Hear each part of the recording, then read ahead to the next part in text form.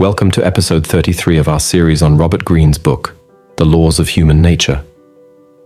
Today we explore a fascinating aspect of human behavior, the challenge of convincing stubborn individuals. Some people are really hard to influence or advise. They often push back against any kind of guidance, driven by their insecurities and a sense of rebellion. These individuals feel like it's them against the world, determined to do things their own way, resisting change and often doing the opposite of what others suggest. When they seek help, they might quickly dismiss the advice given, finding numerous reasons why it won't work for them. This can be incredibly frustrating to deal with, but there's a clever way to handle such situations. Let's dive into understanding this behavior and learn effective strategies to navigate these interactions.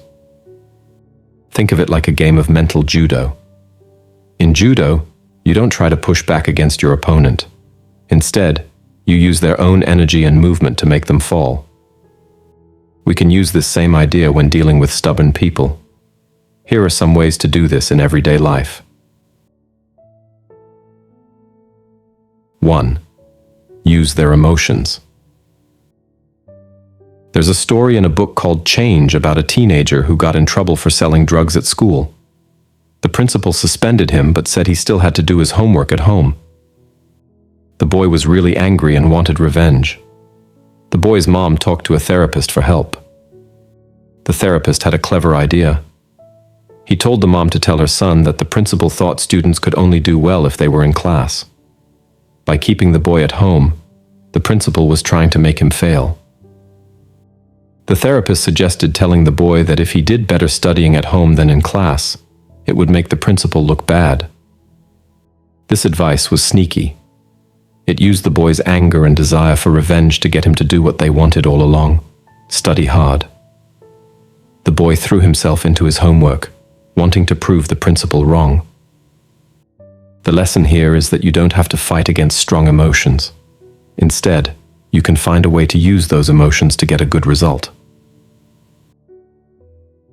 2. Use their own words. There's another story about a famous therapist named Milton Erickson. A husband came to him for advice, but it seemed like the man had already made up his mind about what he wanted to do. The husband and his wife came from very religious families and had married mostly to make their parents happy. They were religious too, but their honeymoon was a disaster. They found sex awkward and didn't feel like they were in love. The husband decided they should get a friendly divorce. Instead of arguing, Erickson agreed with him.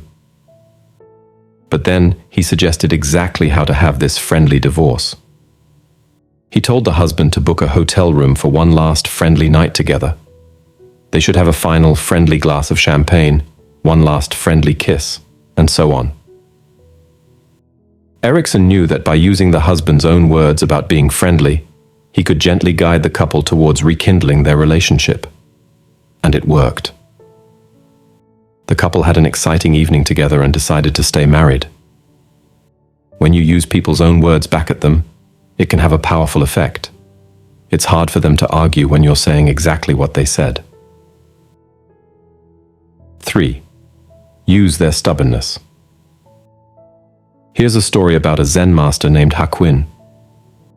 A pawnbroker's son came to him with a problem. He wanted his father to practice Buddhism, but the father always said he was too busy with his work to pray or chant. Greene knew the real reason. The pawnbroker was very stingy and thought religion was a waste of time. So Greene came up with a clever plan. He told the son to tell his father that Greene would pay him for each prayer and chant he did every day. It was just a business deal. The pawnbroker loved this idea. He could make his son happy and make money at the same time. Every day, he would tell Greene how many prayers he'd done, and Greene would pay him. But after a week, something interesting happened. The pawnbroker forgot to count his prayers. He had gotten so caught up in the chanting that he lost track. A few days later, he told Greene that he felt so much better from the chanting that he didn't need to be paid anymore. He even started giving money to Greene's temple. This story shows that when people are really set in their ways, It's because they're afraid of change. They want everything on their terms. If you try to push them to change, they just push back harder. Instead, you can use their stubbornness to gently guide them towards something new. They discover it on their own, which makes them more likely to embrace it. Remember, people often don't want to do what others tell them to do. They want to make their own choices. So if you agree with their rebellion and tell them to keep doing what they're doing, it puts them in a tricky spot. If they keep doing it, they're following your advice, which they don't want to do. They might end up rebelling against their own rebellion and doing what you wanted all along. This is called reverse psychology. In the end, dealing with stubborn people is all about being clever and patient. Instead of fighting against their stubbornness, you can use it to gently guide them towards better choices. It's not about tricking people, but about understanding how they think and finding ways to work with them instead of against them. If you enjoyed this video, please hit the like button. If you found something relatable, share your thoughts and personal experiences in the comments section below. Your insights could help someone else learn from them. Now, something important. Make it a habit to learn something beneficial every day. Remember, the content you consume is like food for your brain.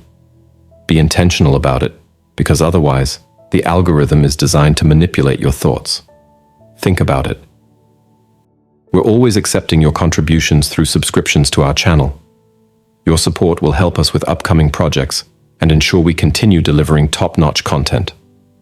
Join us by subscribing today.